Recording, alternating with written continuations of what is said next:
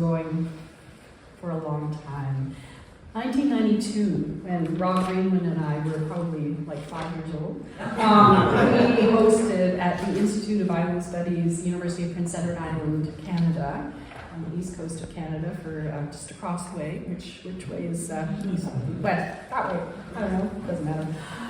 I'll find out before I leave.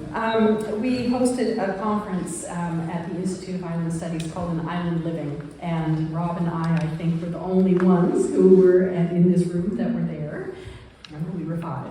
Out of that came this amazing session on Icelandic and Newfoundland fisheries. It became the heart of the conference, realizing the shared stories of the North Atlantic, and out of that we grew what was called the North Atlantic Islands Program, a research project that brought in over $1 million over about 4 years. It was a first for the Institute of Island Studies. We were a fledgling little institute with big dreams, started by Harry Bagswell in the mid-1980s.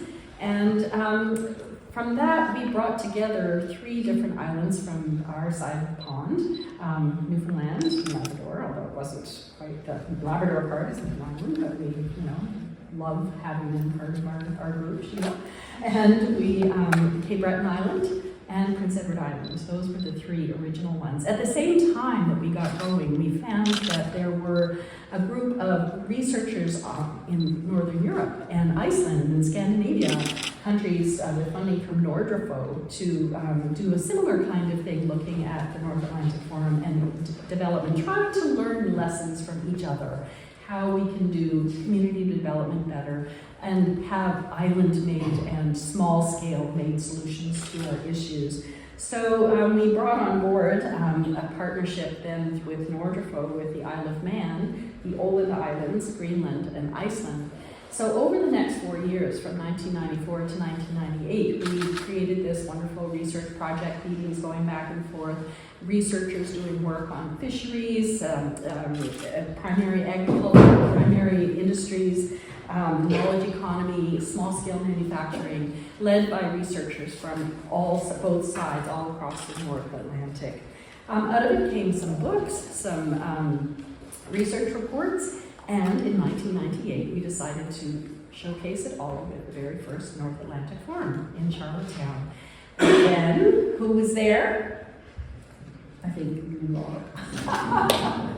After that, we decided to, and thus the North Atlantic Forum was born. It became a collegial assembly, as Kevin explained. Our goals and objectives were to bring people together in a very lovely manner. There was no hierarchy. What happened was, when the conference was being organized for 2 years down the road, they kind of took control of it, and it was very locally based, making sure that we had the researchers, the academic researchers, lots of students we've included over the years, as well as policymakers, practitioners, industry, and just to make sure that we all came together speaking from the same page. Out of that, then, over the years, we've had 13 of North Atlantic Forums, and so I'm going to ask, in 2000, was anybody from here at the Corner Brook, Newfoundland, North Atlantic Forum? Okay. Anybody at the 2002 Cape Breton North Atlantic Forum? 2004 Twillingate. Whoa! We're starting to get a forum here. Fantastic. Labrador in 2006. Okay, that was the first one I missed. And then Shetland in 2007. You guys are core. 2009 Bornholm. Okay, Ryan at the back and Sheila. Awesome. 2011 St. John's. This is getting better. All right. Nelson, you were looking a little, you were kind of there. 2013 Holar, Iceland. Sheila, you're getting close to winning the prize here. 2015 Summerside. This is when we really started moving, I think. Yeah, we hosted that one. It was a fantastic event. They're all fantastic. 2017 Bø, Norway. Great. And 2019 St. John's. And this is where we're going to start singing. Yes, very good. Awesome. And here we are. Everybody put up your hands because we're here.